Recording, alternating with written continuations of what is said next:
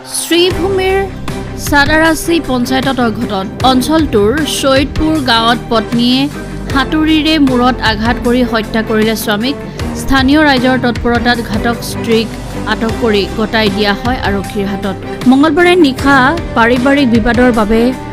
সাদাৰাচি জিপিৰ শৈদপুৰৰ 10 number ৱাৰ্ডৰ China বেগমে শুই থকা অৱস্থাতে স্বামীক হাতুৰিৰে প্ৰহাৰ কৰি হত্যা কৰে নিস্বামীক কিটাতে তাজউদ্দিনৰ মৃত্যু হয় এই মাৰাত্মক ঘটনা সংঘটিত কৰি পলাবলৈ চেষ্টা কৰিছিল পত্নীয়ে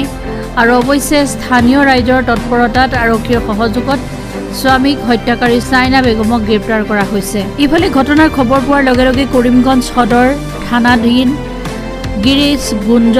আৰক্ষী সদৰ থানা আৰক্ষী আৰু সদৰ চক্ৰ বিষয়াৰ তদন্তৰ বাবে উপস্থিত হৈছে আৰক্ষীয়ে তাজউদ্দিনৰ মৃতদেহ মৰণোত্তৰ পৰীক্ষাৰ বাবে কৰিমগঞ্জ অসামৰিক চিকিৎসালয়লৈ লৈ গৈছিল এই ঘটনাই সমগ্ৰ অঞ্চলটোতে চাঞ্চল্যৰ সৃষ্টি কৰিছে bureau report Assam north east news live অ্যাক্সিডেন্টটা হয়েছে সেই অ্যাক্সিডেন্টের পরিপ্রেক্ষিতে আমরা গ্রামের সব মানুষ একত্রিত হয়ে আমরা এটা পুলিশ প্রশাসনের মাধ্যমে আমরা বিভিন্নভাবে আমরা এই আসামিটা ধরা সম্ভব হয়েছে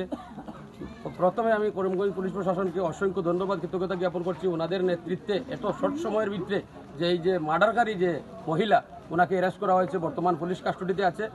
আর বিশেষ করে আজকে আমরা যে ঘটনাটি দেখছি আমাদের অঞ্চলে কিন্তু আমরা